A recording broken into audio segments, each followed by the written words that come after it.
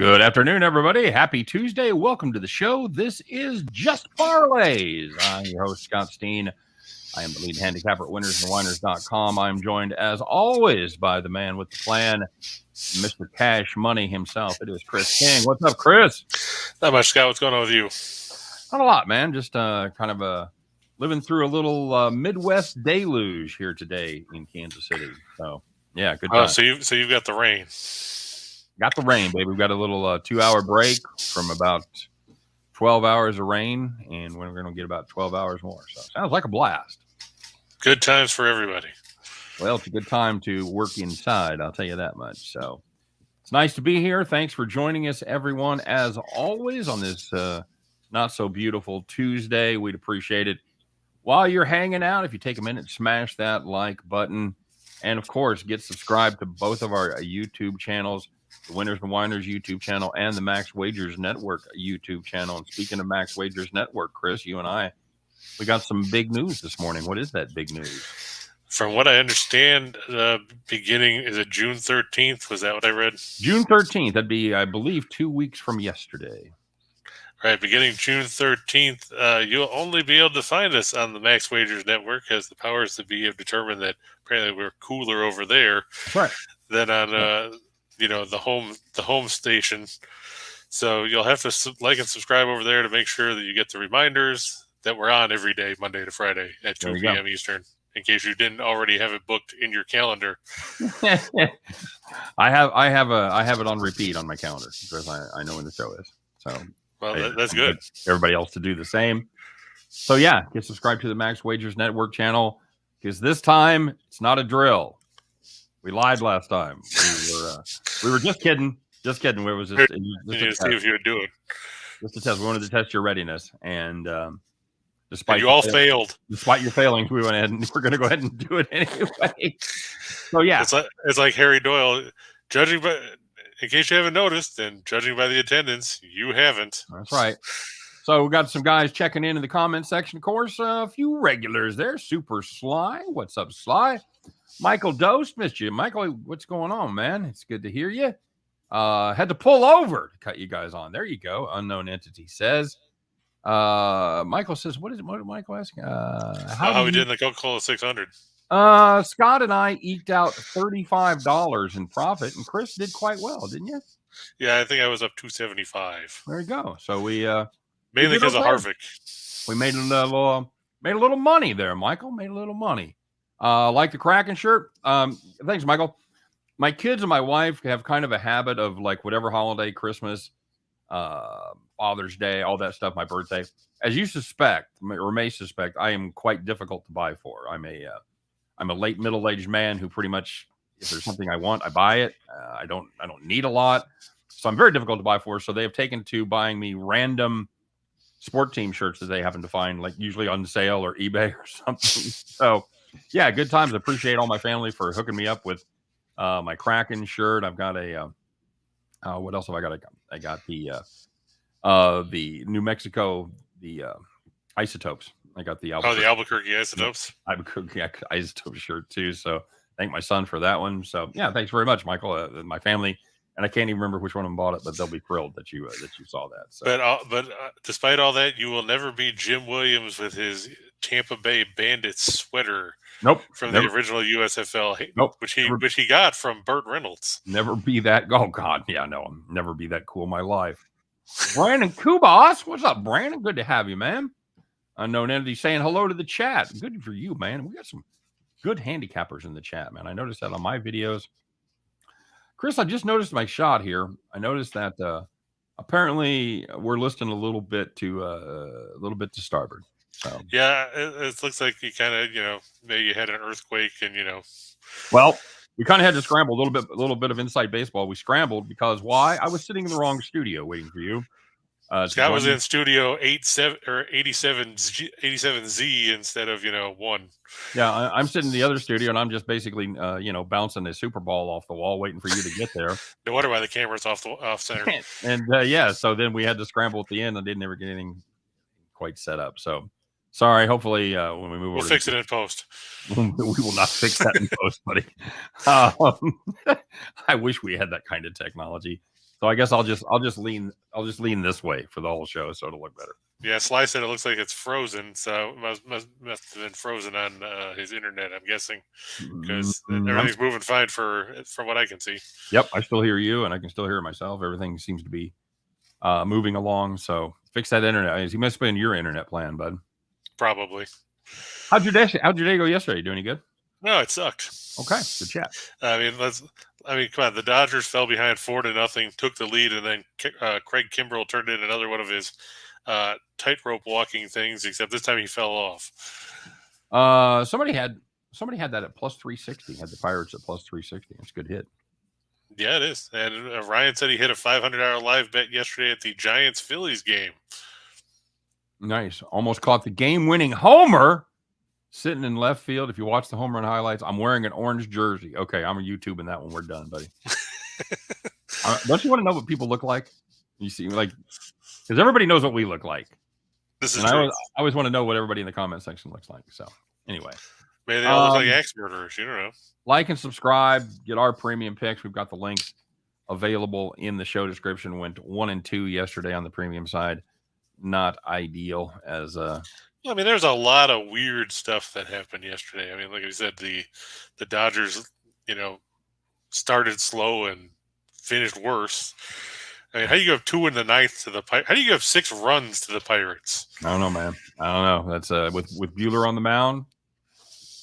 Yeah, I mean, I can't remember what the guy's name was that hit the 3-run homer. Texahachi or whatever the hell his name was. He's got some ridiculous first name. So we had the Miami Marlins yesterday with Pablo Lopez on the mound. That's another one that screwed us over because Lopez threw 6 shutout innings and they bring in the bullpen and hey, look, it's the Marlins bullpen. Absolutely, just big steaming piles there on your Tempur-Pedic, which is what they did. They just absolutely shit the bed, man. Holy mackerel! One of those teams had the worst bullpen in baseball. Guess who it was? Yeah, the other one was the Rockies. Yeah, the team was the Rockies. So yeah, that one it was just kind of typical of that day. We had the under in the hockey game. Yep, and that of course didn't pan out. Of course, we talked about how the home team had won all 13 games that Carolina had played in the playoffs. Of course, that went out the window. I just didn't like the price, bud. You were right. Well, not really. I thought the Hurricanes were probably going to win. I just didn't want to lay the 150. I just didn't think that was a legitimate prize. Waka and the Red Sox today, Chris. I like it. I don't like Luis Castillo. I know he's pitched okay, but I'm not convinced that the Reds can put together any kind of consistent offense. I think they used up all their runs last week when they scored 20 against the Cubs, and then they beat the Giants twice. And then, so I think they're due for a regression back to normal. Hey, remember, man, back when the Reds were losing and everybody was talking about whether they were going to be the worst team in the history of baseball and set the record for losses? Well, they're now tied for the worst team in baseball. Chris, any guess who they're tied with? I'm going to say, just going off the whim and the way you phrased that question, I'm going to guess it's the Kansas City Royals. It is indeed the Kansas City Royals. Once again, assuming their rightful spot at the bottom of the major league standings. Yeah, they made Zach Plesac look good yesterday. Oh, for God's sake. Yeah, they're just dreadful. Just dreadful. Santana's trotting out there with his $110 average, $115 average, whatever the fuck he's hitting. You've got Prado, you got Pasquantino. These guys are just mashing in Omaha. And we're trotting Carlos Santana out there each and every day. So yeah, I mean, outside of Benintendi and Hunter Dozier, I mean, nobody's really hitting. No. Bobby Witt's he's okay. Up to 236. Right. You got to remember he was in the $150s for a long time. So he's a legitimate major leaguer at this point. He's an average major leaguer, I would call him. So, Are you worried about his chase rate? No. He's had to adjust at every level he's advanced to. So it may take a year. It may take a season for him to learn what to lay off of and what to chase. So and to your point about Santana, he's hitting a $150. $150. Yep. $150. And what about Perez? I mean, is he on the downslide all of a sudden? Well, and he's hitting 196. He's got 4 walks and 41 strikeouts. That's we don't really talk about that around here because Sal has a special place. So, well, I get that. I mean, he's like Alex Gordon. Yeah, he's like Miggy with Detroit, where you don't really want to talk about his diminishing skills. You just kind of owe him a lineup spot at this point. Gordon was kind of a weird case. He could have played a couple more years. Hell, he won a Gold Glove in his last year. His hitting, had obviously fallen off a little bit, but he was still somebody that wasn't going to be negative WAR. He just I'd rather have Benintendi at this point. I got to be honest with you. Now, real quick, in the pantheon of Royals icons, if you had to rate them, George Brett Saberhagen, Sal Perez, and Bo Jackson. What about them? Yeah, how would you rate? How would you put them as far as 1 to 4? What are the criteria? Just as where you I know how all of them rank in WAR, so I can do that. But no, I just mean in your personal opinion as a Royals fan, how would you rank them as for what they mean to the franchise? What they mean to the franchise? I'd probably go Brett, Perez, Jackson, Saberhagen. Just because Saberhagen, though he won some big games for the Royals, including Game 7 there against John Tudor. He didn't have the longevity that those other guys had. And Bo Jackson's on that list simply because he was the best ball player to ever wear a Royals uniform. So, I'll fight to the death anybody that wants to argue that. When he was playing, he was the. I didn't think you would rank Jackson that high. He was the fastest player in baseball. He had the best arm in baseball, and he hit more home runs than anybody in baseball. I never saw anything like it. I'm sure you've seen the clips of his first at bat, fairly routine ball to second base, and he beats it out. I was at that game, and I watched that happen, and I said, "Holy shit! I have never seen anything like that in my life." So yeah, I would have really, really liked to seen him be a one sport guy and play baseball because he could have crushed just record after record. And Andrew brought up everybody's favorite Royals game, Scott, the Pine Tar game. Absolutely. Everybody got to see a glimpse of the actual George Brett personality there for just a second. We're not ranking him personality wise, I assume. No.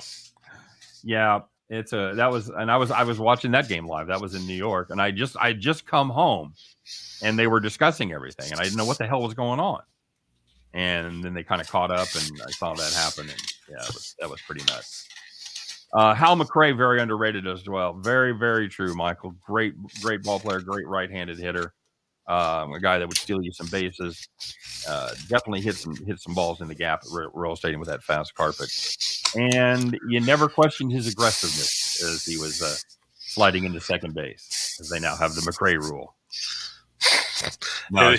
He also mentioned Willie Wilson and, of course, the legendary Frank White, who's popped up in as liking the show before. Love both of those guys. Funny story. I used to get my hair cut at Supercuts. Not a surprise to anybody, I'm sure. Actually, it was Fantastic Sam's. I lied. It wasn't Supercuts. But Willie Wilson's daughter used to cut my hair. So, yeah, there you go. She was grinding it at Fantastic Sam's. So, are those even open anymore? Yep. I now find an actual barber. I now go to like an old school, like he's 80 years old. In fact, the other day I was like, can you do me a shave? He goes, I don't do them anymore. I'm a little too shaky. Like, okay, fair enough. Well, yeah, it's probably the last thing you want somebody cutting your throat. Last thing. The very last thing is I want somebody shaky giving me a shave with a straight razor. No question about it. So yeah, that'd be an interesting obituary. Scott Steehn died today in the barber chair as he was slit by Slick Willie. Like fucking Mo Green or some shit there. So as always, we guys appreciate you. And don't forget to check out the great deal that we got going at Caesars. This last day of the month. I don't know if it's the last day of the deal or not. I haven't seen an update on what we're doing, but as far as I know, you better do it. We're just going to say it is. We're going to say it is. We don't know anything else. We'll live for today. Tomorrow we could be liars. But $1,100 bet insurance. That first bet with Caesars in your state. You can make it. Is guaranteed. If you win, you'll win. Congratulations. If you lose, Caesars will make it up to you, up to $1,100. Got to use the code ATS wins Caesar, ATS WINSCZR. That code is available in the description of today's video along with the link. Must be 21, except in the great state of Wyoming and New Hampshire, where you must be 18. Check that out. I thought it was 11. They raised it yesterday. Chris, I don't know if you heard that. Damn, I didn't get the memo. All right. So Jim forgot to send me a copy of that saying that they changed the age. I have a fantastic Sam's right down the street, says AJ's. Absolutely. See, that's the thing, man. I don't have fancy hair. I don't fucking use product. I don't do shit. I don't color it or fucking frost my tips or anything. It doesn't take much to cut my hair, and I don't need to go. I used to go to a place already, like $60 for a haircut, and then you tip $20, and it looks the same. I just don't have complicated hair. So if you want to roast me for going to fucking Fantastic Sam's, I don't give a shit. There's some things I will spend a lot of money on, some things I will not spend money on, and haircut, I don't see the point. See, now he doesn't pay for haircuts, and he drinks cheap beer. I do not drink cheap beer, buddy. I made the decision, and seriously, this is the last story, then we roll. I was about 17, and we drank Buckhorn beer from Texas. I don't know if you ever heard of Buckhorn. Can't say I have. Awful beer. Like, it's probably $1.50 a six pack. So me and a few of my buddies went out in my boat. We drank it. We were way too drunk to drive, so we just basically anchored in the cove. Woke up the next morning, the sun's beating down on us, and I have a headache. And I swear to God, at that point, I was never going to drink cheap, shitty beer again, and I have not. I do not drink cheap, shitty beer. I have kept that promise for many, many decades. There you go. He just drinks average-priced shitty beer. Number one, I don't drink that much. So that makes it even more when I do have a beer. I want to have a good beer. I don't want to have a shitty beer. Life's too short, man. Life's too short. Shitty beer, shitty bourbon, none of that stuff. If I drank every day, it'd be different. But drinking once a year, or having a beer every 6 months or something, I want it to be a good one. Sorry. So you're saying you're not going to be Billy D. Williams drinking Colt 45 out of a paper bag? I've drank my share of Colt 45. I don't mind it, but no, that's not going to be. I'm going to drink something imported, or I'm going to drink something in a craft beer from somewhere locally where I'm at. So there you go. Hey, let's make some money, bud. Have we touched on everything? We talked about the lineup at Max Wagers Network. A lot of great shows. Sean Higgs, Allie Burns, me and Scott, Sean Miller, and of course Detroit Lenny, Nick, and Tim bringing it all home. Game time decision at 5 p.m. There you go. Check out all those great shows. Just put it on in the background and just make it part of your daily habit. Put it in your calendar like Chris does. Yeah, exactly. Right, you can set those reminders on your phone. Mm-hmm. You can do that. I don't know how accurate they are half the time, but James, this is I like local beer. Absolutely. I got a friend of mine that is a whatever the equivalent of a beer sommelier. He's level 2 of fucking beer nerdom. And he's always, whenever I go and see him, he's always got something great for me to drink. So he curates my beers for me. Very handy. Okay. Chris, make some money. All right. Well, we will start on the diamond as we usually do, because why not? Why not? It's the way the schedule works. Mm-hmm.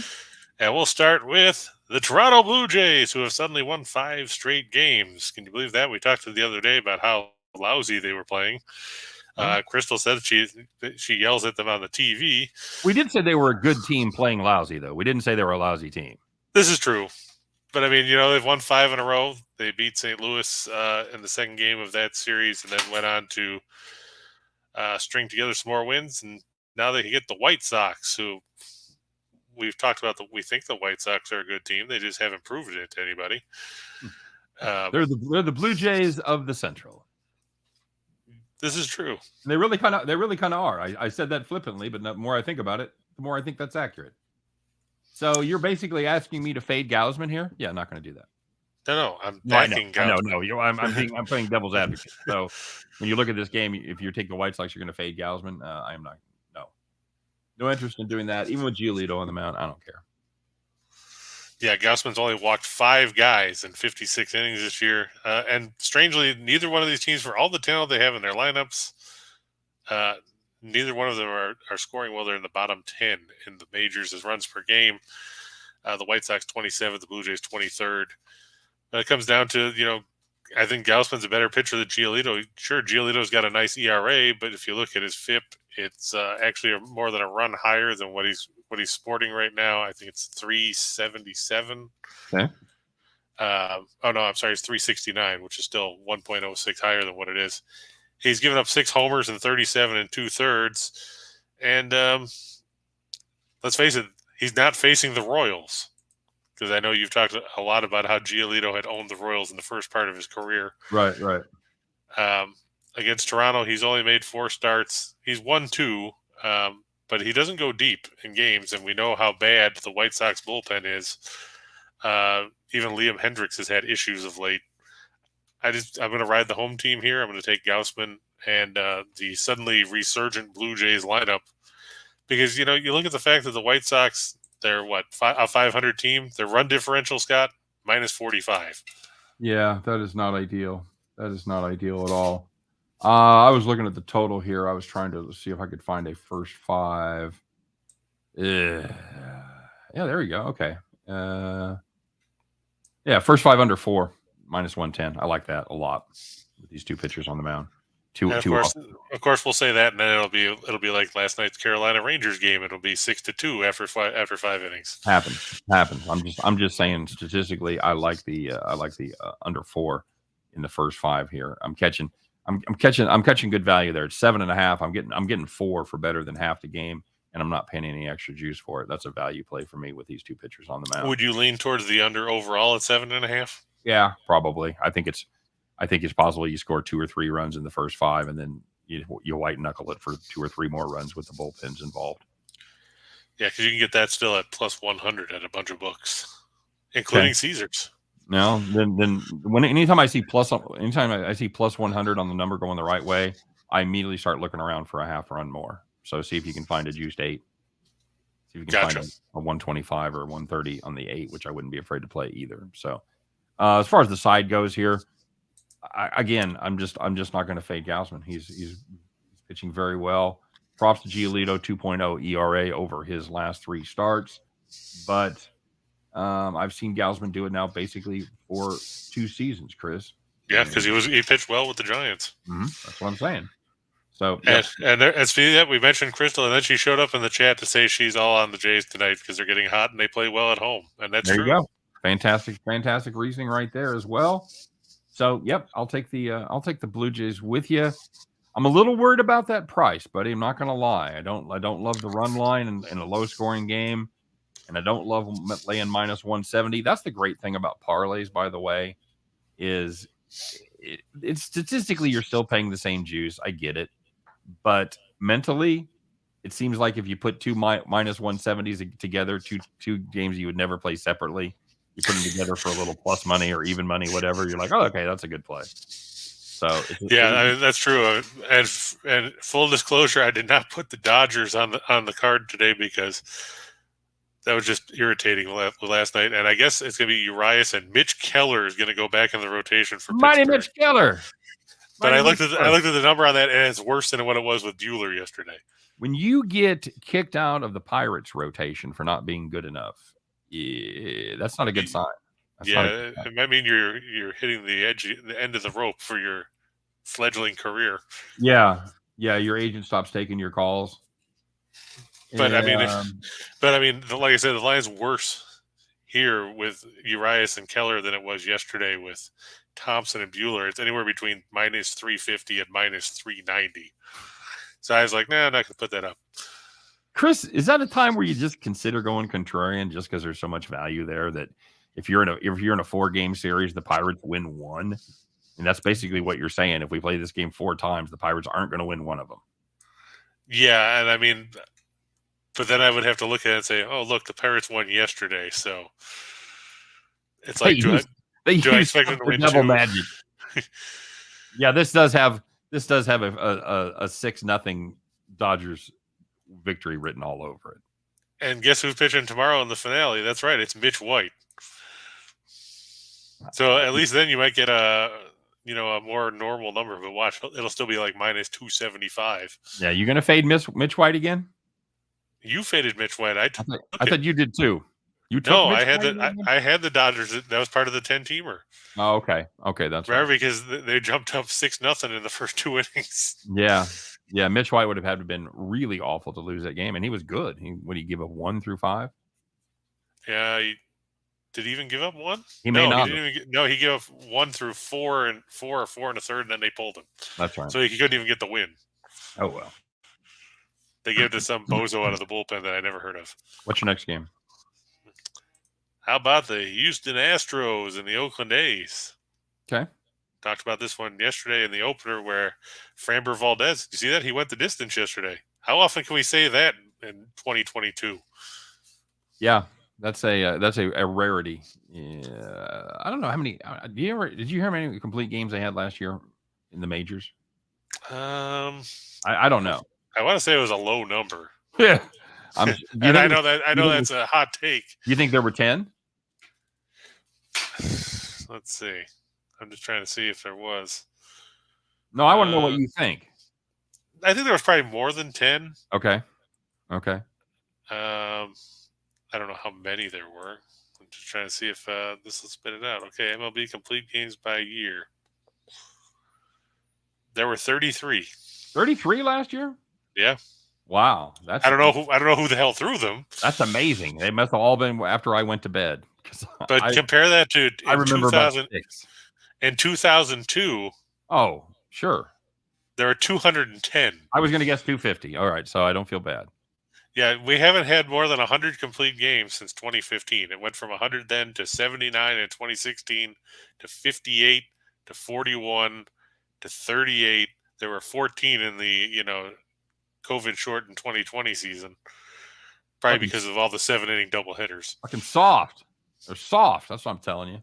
Yeah, I mean, think about it. Not to go really, really, really old school, but I know that I'm sure you've heard of old Hoss Radbourne. Oh, sure. Pitched way back in the Yep. In the 1800s. But back then, in one season, Hoss Radbourne in 1884, he pitched in 75 games. He started 73 of them. He completed all of them. Sure. You're not a quitter. 678 and 2/3 innings. That's unbelievable. Back when men were men. Yep, he struck out. He had 60 and 12. That's a good season. That may not be topped. With a 138 earned run average. That seems like one of those numbers that's probably not going to be beat for a while. It's one of those games. It's like one of those stat lines you put up on a video game. Yeah, it really is. Make a case for the Astros, other than the fact that A's can't score any runs, buddy. Well, I mean, they got the better of Blackburn yesterday. Blackburn was 5-0 going into it. Frankie Montas, he's pitched okay. You couldn't tell from his record because, like you said, the A's don't score. Right. And Javier's been better. I'm thinking that when Odorizzi comes back, whenever that is, he might not have a job. That's very possible. It's very possible. I'd have to look at that rotation, but I don't think he's going to replace Javier. He still walks too many guys, but he's got it under control a little bit more. So. Well, right now their rotation consists of, you got Verlander, of course, Valdez, Javier, Urquidy, yep, and Luis Garcia. I just forget about Luis Garcia. And somewhere eventually, maybe Lance McCullers might, be resurrected. He'll be alive. Yeah, exactly. Is Lance McCullers literally still on their roster? I'm pretty sure he's on the IL again. Well, I know that if he's on their roster, he's on the IL. Let's see. He is still listed as being on the roster. Okay. He's on the 60-day. All right. So Astros. When the hell isn't he on the 60-day? No, I don't know. On the 61st day, maybe. Astros playing good ball. Kind of quiet. You don't hear a lot about the Astros. It's true.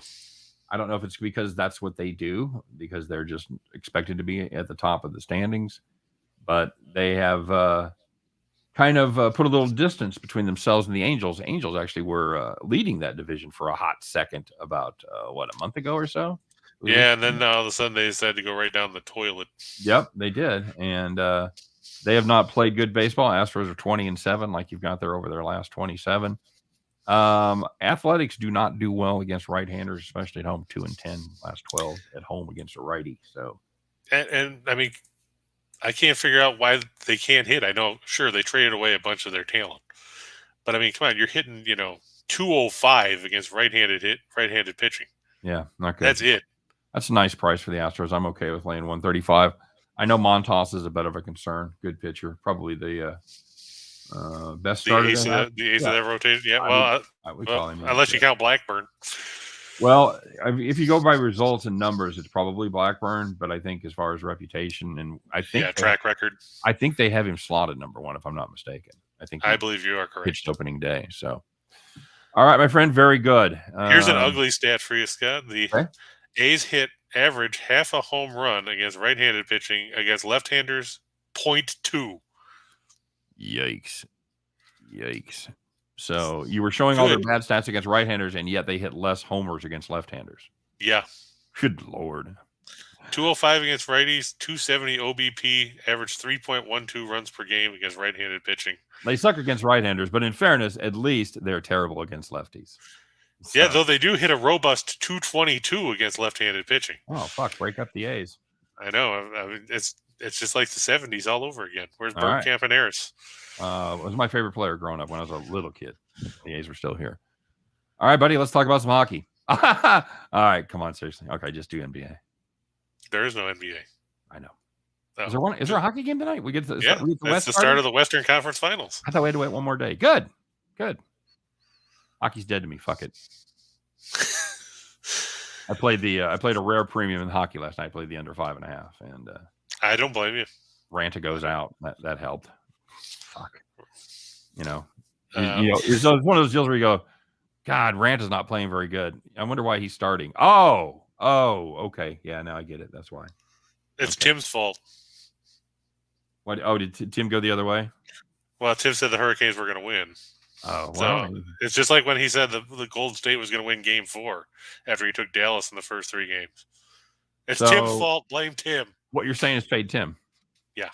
Fade Tim. Okay, very good. And Michael Dose said the A's are consistently bad against right-handers and left-handers. Yeah, I think we don't know if they're bad against ambidextrous pitchers though. We'll have to get a stat on that. Yeah, they had a dude not too long ago that was doing that. There was a guy back in the 80s and 90s, Greg Harris. And I mean like within the last 2 or 3 years. Oh yeah, crap. Is it Vilaka? Sure. I honestly don't remember the name. But I just think it was interesting that at that point when that guy Greg Harris was pitching, they said that he could throw with both hands, and Buck Rogers, who was the Expos manager at the time, said he's amphibious. Nice. Well, if Jim Abbott were still around, they can't hit lefties, can't hit righties, can't hit guys with one hand. So there's really no way out. So got the Avs and the Edmonton Oilers starting up tonight. Avs prohibitive favorite here, my friend, minus 180. They're the home team with the best record in the West, right? Yes, sir. Edmonton, would we call it a surprise that they're there? I think you have to, because McDavid had never made it out of the first round, I don't believe, before this season.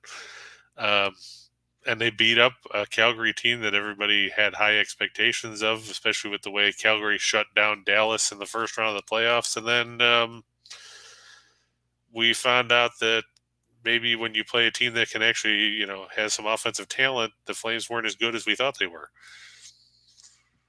Dare say it. I mean, if you look, Edmonton scored 25 goals in 5 games against Calgary. Yeah, that's hard. That's hard. That's hard to beat a team that does that. And like Sly said, McKinnon versus McDavid. Yeah, I mean, I think this is the matchup that everybody was kind of hoping for, right? unless you're a fan of, obviously if you're a Dallas fan, you can, no, we're not hoping for that. But if you're just a casual hockey fan like myself, or you're looking for the big names, and you look at all the talent that Colorado has. You've got McKinnon, you got Landeskog, you got Makar, you've got Rantanen, and then you've got Edmonton, you've got McDavid, and you've got Draisaitl, and all those guys. A lot of frontline talent. To me, it's good for the league. To me, this comes down to which average to below average goaltender is going to suck the least. Is that fair? Yeah, this is that's an accurate representation. Now they've both played fairly well in the playoffs. You see their stats right there. Mike Smith 270 goals against with Darcy Kemper 244. Neither one of those are bad. 904 save percentage, not ideal. 927, okay. So you like the Avs? Do you like them in the series as well, Chris? Do you think they win it in 5, 4? I think it's probably going to go at least 6. Okay. I just think that there's so many weapons that these teams have. Like you said, it's going to be a battle of attrition. Which goaltending duo is going to hold up? Will it be Francouz and Kemper? Will it be Smith and Koskinen? Personally, I'd put my money on Grant Fuhr if he was still playing. But well, and of course, a lot of that is how are the defenses going to play? How many of those shots can they keep off those guys? If you start with the premise that those guys are going to let a few in, then the obvious next step would be to stop those shots from happening in the first place. So we have to see the defense that steps up here. In that situation, I definitely like the Avs defense better. Yeah, and I mean, losing Samuel Girard to that broken sternum is a blow for them, but they've still got enough guys that they can work around it. Right. Edmonton, you have to be concerned because, when you're rolling Cody Ceci as one of your top 4 defensemen, and he's best known for being a pylon, it's not really a guy you want to have on the ice against a team with the speed that the Avalanche have. True or not true, he owns Ceci's Pizza. Is that true? No, this is not true. Fair enough. Glad we could get rid of those rumors. Avalanche very good offensively in the postseason. Second in goals, 430. Behind Edmonton. Third in goals against. So you do have the 2 highest scoring teams here. A couple of things I want to talk to you about. A couple of the stats you put up here, and it's the 3 days rest thing, Chris. Avalanche 16-5 last 21, playing with 3 days or more of rest. Oilers 29-67. Can you explain what that means? I mean, obviously, well, Scott, one team does really well, but I mean, what's the theory behind that? What does 3 days rest mean? In other words, why is one team so bad? What do they do differently or wrongly? I don't know if it's a matter of doing things wrongly. I think sometimes you get a bit complacent, you get rusty. Teams jump on you early, and then you're trying to dig yourself out of a hole. In the case of Edmonton, Edmonton's a tough team to figure out because they've got all that talent and they couldn't do anything in recent years, and then all of a sudden they turned it around. Right. I'm just concerned in the case here of Mike Smith. Like you said, he's a 40-year-old goaltender. Correct. Home team's 5-1 in the last 6 meetings. Favorite 6-0 in the last 6 meetings. The old woman in the outlaw Josie Wales said that don't mean doodly squat to me. Well, by the same token, if you were trying to be contrarian, you could say Mike Smith is 12-1-5 in his career against Colorado. But there you go. He's only made 3 starts against them since coming to Edmonton in 2019. So you could say the same thing about it not meaning anything. But it is a contrarian stat. I like the Avs. I wouldn't be surprised at all to see them win the cup. I have no interest in laying 180. I'm not going to do it. And I have no interest in taking them on the puck line because it's not a team. We talked about this before. It's not a team, at least anecdotally, that I remember that does well in 1-goal games. I mean, that does well in covering the puck line. They have a lot of 1-goal wins, but they don't cover the puck line as often as they should.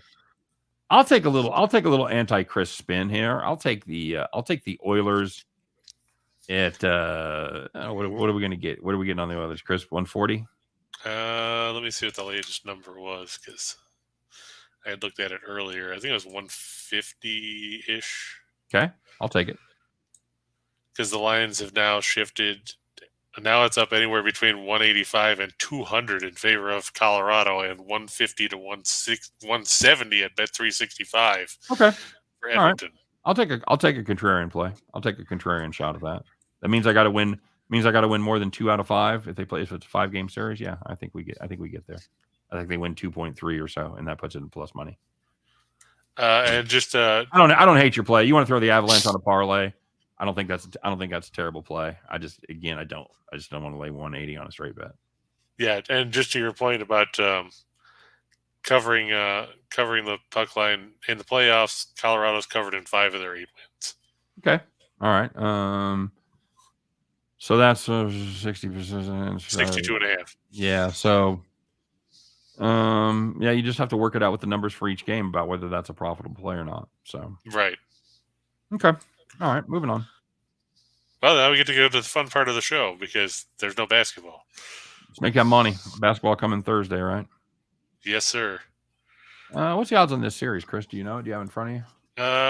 Let me see. I had it up earlier. Let me see if I can find which tab that was. Oilers. Let's see. I'm gonna go on a limit. I have not looked. I'm gonna say minus 270. Geez, you think it's that steep? I think it might be. Okay, according to this, let's see, minus 250. Okay, I'll be. That's at BetMGM. Okay, I'll be here all week. Thanks. Edmonton's going at plus 200. Okay, all right. In case we're looking at the Stanley Cup odds, Edmonton has the longest odds of the 4 teams left at plus 550. Colorado, the favorites, at plus 120. Well, that makes sense since you have to go through the favorites. Well, right. Okay. I haven't looked at Tampa Bay and the Rangers yet. I'm imagining Tampa Bay is probably going to be the favorite in that series. I would think so. I doubt if it's as dramatic as minus 250. Let's see. I'm going to say minus 200, 190 right in there. Let's take a look. Money. Minus 175. Okay. All right.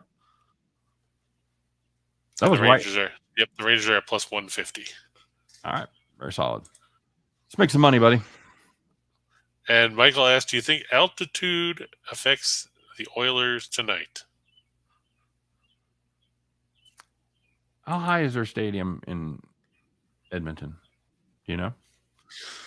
I'm not sure what the altitude is in Edmonton off the top of my head.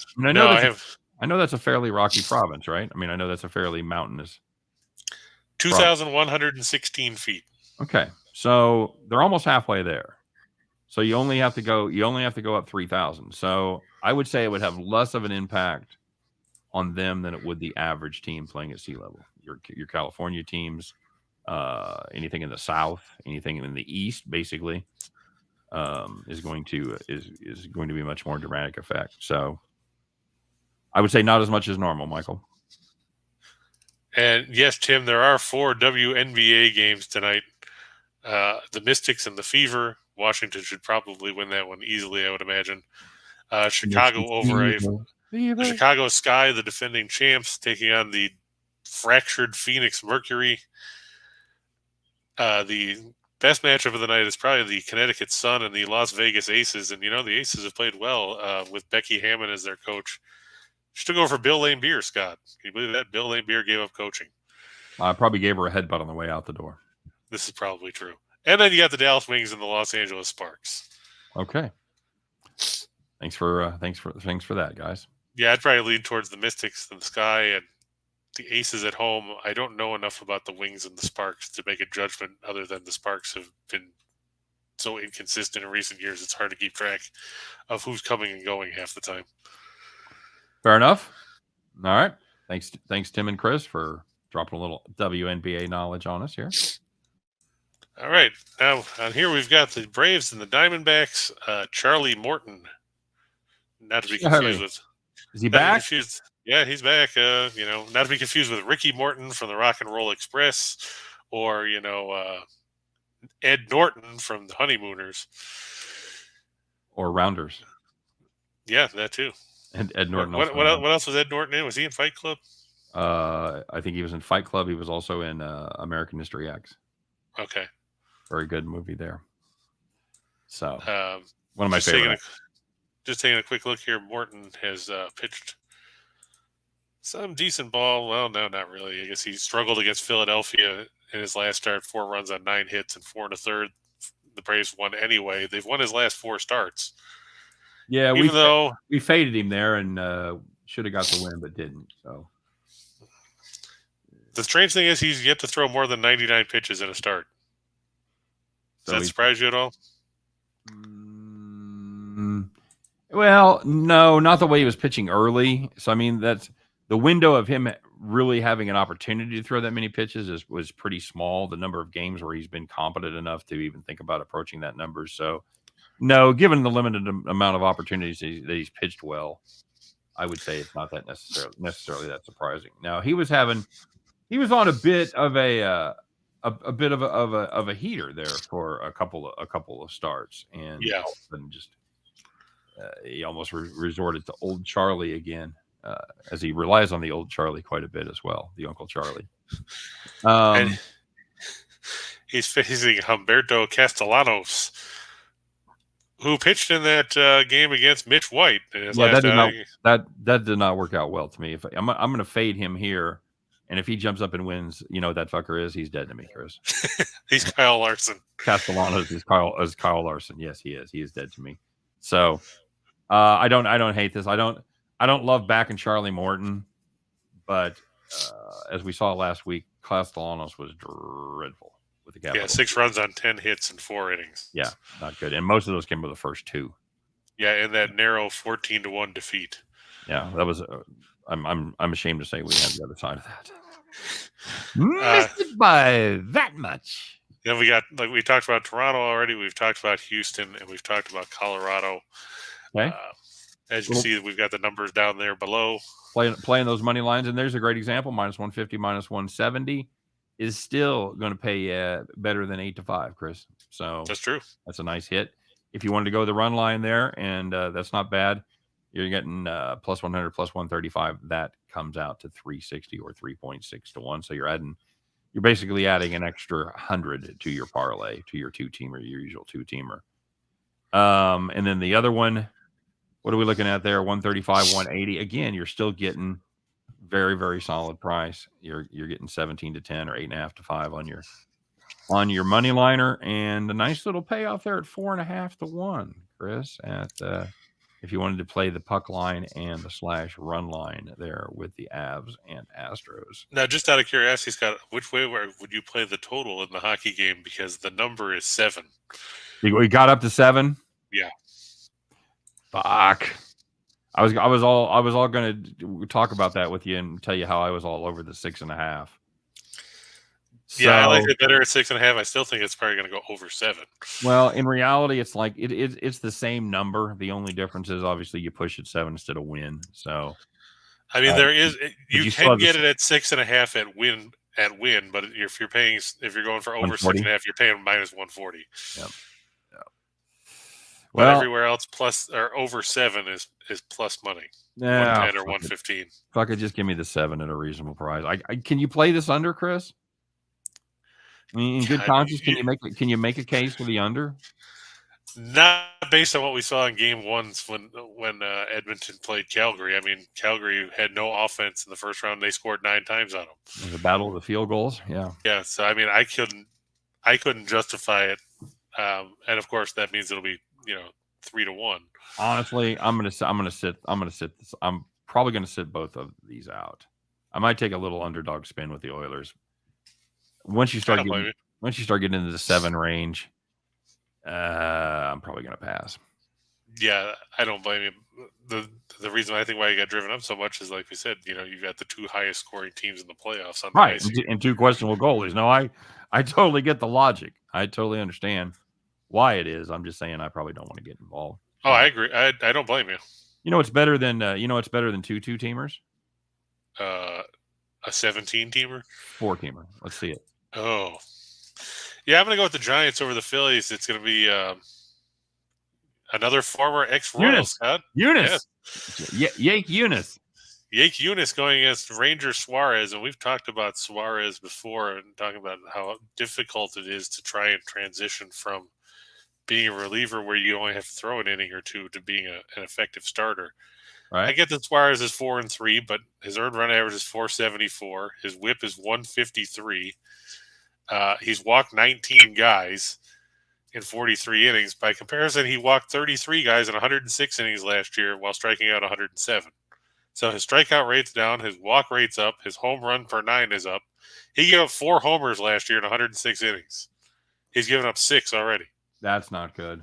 That's not good. So you've gone from giving up 1 every 2 2/3 games to what? How many? When did you say this year? 1.2 is his 1.2 homers per 9. Ooh, yikes! Yeah, not good. Compared to 0.3. Mm-hmm.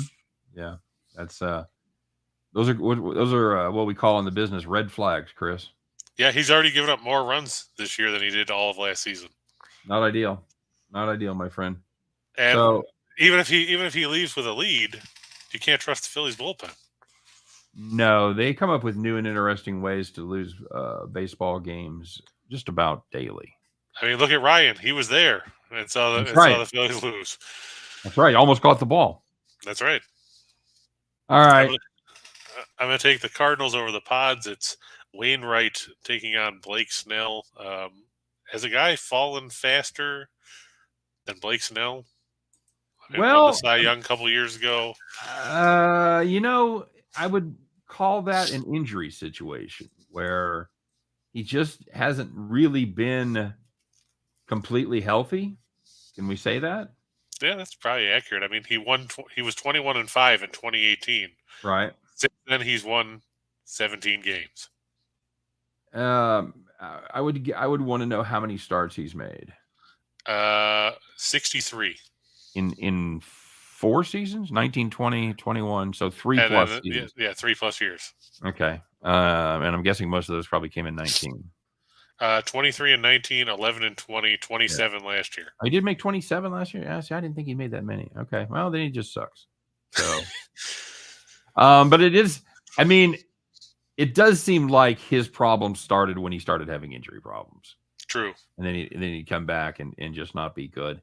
Just to remind everybody, he's made just 2 starts this season. He's gone 9 total innings, given up 6 hits, 6 earned, and perhaps most troubling of all, 5 walks in that stretch in the home. He's given up a home run each time he's pitched. Strikeouts aren't terrible. He's got 12 strikeouts in 9 innings, so that's solid. That's 1 1/4 an inning. That's good. But he just doesn't have any length to him. He's not being efficient with his pitches. Yeah, let's see what his, because I know he lost both starts. 3 2/3 against the Phillies. Right. 3 runs, 3 hits, 3 walks, 5 strikeouts. And then he went 5 1/3 against Milwaukee. Gave up 3 runs, 3 hits, 2 walks, 7 strikeouts. And I'll tell you what you never want to see if you're looking at a pitcher. You never want to see a starting pitcher go a fraction, because that means there was problems. Right. If you see he lasted 3 1/3, 5 2/3, it means they had to yank him. So keep that in mind when you're looking at pitching stats. When you see like 3 2/3, it means he struggled for 3 innings and then really struggled in the 4th inning. If he's got a bad stat line. So just something to point out there to everybody. It's Captain Obvious checking in. You're welcome. And Michael asked about the Red Sox, the Reds earlier. I'm going to take walk over Castillo. I know, like you said, Castillo's improved as time's worn on, but it's still the Reds. And they've struggled on the road. Okay. And I'm going to take, as much as I hate to do it, I'm going to fade Daniel Lynch today. I'm going to take Cal Quantrill because he's unbeaten against the Royals in his career. He's yet to lose at Progressive Field in his career. Kansas City did not look good yesterday against Zach Plesac. Made him look like Cy Young. I don't give a shit if it's the, one of those terrible Mariners teams or whatever. If you're just laying 125 at home against the Royals, you have to just lap that up like a dog with its thirsty and go into his water dish. You can't pass that up. There's no way. Tim said he loves the Phillies bullpen, by the way. Of course he does, because they played the Mets over the weekend and proceeded to blow games there. Yeah, the Mets fan is a big supporter of the Phillies bullpen. That's terrific. That terrific. Tells you what you need to know right there. So, yeah, I'm a fan of that. And let's check the payouts here, Chris. If you just play the money lines, you play at safe, as it were, although taking the Giants as an underdog. Is that now when you figure that in? Do you figure them on the reverse run line at -165 when you're figuring in that payout, Chris? When I do the run line bet, yeah. No, when you're doing the money line bet. Oh no, I did the money line based on the first numbers. Okay, so you use the positive and negative run lines, figuring in that run line price. Right. The run line for the Giants at +1.5 runs is -165. Right. That's so I put that in the run line bets. Okay, gotcha. All right, so we're catching basically 11-1 on money lines. We're catching 25-1, 25.5-1 in the on the run line plays. And where do you see the most run line? Where's your biggest worry as far as the run line goes, Chris? Probably the Cardinals, because you never know what you're going to get from them from day to day. No, especially offensively. You know you're probably going to get pretty fair pitching, but you just don't know what that offense is going to do. You're going to get something from Goldschmidt because he's got 10 homers in May. But other than that, you don't know what to get from Arenado. You don't know if Edman's going to do something. I know Carlson's been on the IL. Right. Tyler O'Neill's done nothing. I would say that Yachty continues to be an offensive liability. This is true. So, okay, all right, very good. I would not be afraid of laying 2.5 with the Guardians. By the way. Okay. Just saying. All right, give me a shot in the dark, and you're to blame. All right, I'm gonna go back and take the Marlins again because I figure they've used all their bad relievers yesterday. Wow, that's quite a theory. Well, okay, they're also facing Herman Marquez. All right. We got a roll here, buddy. Okay. I'm going to take the Twins in the second game of the doubleheader big pitching matchup of Cole Sands and Joey Wentz. Okay. With his 20 ERA. Got the Angels again. I'm a fan of that play. Angels. Yeah, Syndergaard's facing Jordan Montgomery there. Well, yep, like that. I'm going to take the Mariners over the Orioles. George Kirby going against we don't fucking know because the Orioles have yet to name a pitcher. Terrible boy. I can't think of TBD. I was trying to come up with a TBD, but dumbass. Terrible Bird's dumbass. There you go. And okay. Foreman from that 70s show. Very good. Harper over 1.5 total bases. Kind of raking right now. Yeah, I'm going to go with the Avs to win in regulation. Yeah, I went with over 7 like we talked about in the Edmonton game. I think Mike Smith, provided they don't yank him, 3 minutes into the game like they did in game 1, he'll go over 32.5 saves. I'm going to take Draisaitl to get at least 2 assists. Ooh. It's a big number for him, but if you look against Calgary, 2 goals and 15 assists in 5 games. Very nice. Okay. And McKinnon to get a assist. Just 1. All we need is 1, you hack. Let's go. You bum. Right. Very good. If you were to play all those and hit them, Chris, money line 190, 129, 591. Very good. And if you just play them on the run line, it's less because I took those I took those 2 underdogs or 300. Yeah. Yep. Correct. So you got the underdog play there as well. So that's it, guys. Play those at your leisure, mix and match, or you know what? Put a couple bucks. You don't have to put much on it, Chris. You put it like $2. You just throw $2 on a $10, and it pays 1,200 to 1. So you're waking up. You threw $2 at it, which is nothing. You wake up and you're $5,000 richer. So, or $2,500 richer. Sorry, $2. There you go. All right, my friends, that's going to do it. That's a cup of coffee a day. You could bet on this parlay. Yeah. Hey, Bob, you're 5 feet away. Why don't you feed him? Sorry, it's Mike Kennison. All right, guys, that's it for the show. We got a blast. We've had a lot of fun. As always, don't forget to check us out on the flip side or check me out. Chris is going to lay out in the sun and catch some rays, I'm guessing. It's like 90 here. So got one of those fancy mirrors that he uses on his Chase Lounge. But for me, totally, I'm a hardworking man. I gotta run next door and get to the other studio where you were earlier. Be with my pal Scott Reichel. So you guys take care. We'll be back tomorrow, 2 p.m. Eastern time, once again to talk about everything under the sun. But I swear to God, if I could just keep Chris on track, we'll talk about just parlays. Just parlays, baby. We'll see you then. Take care, everybody.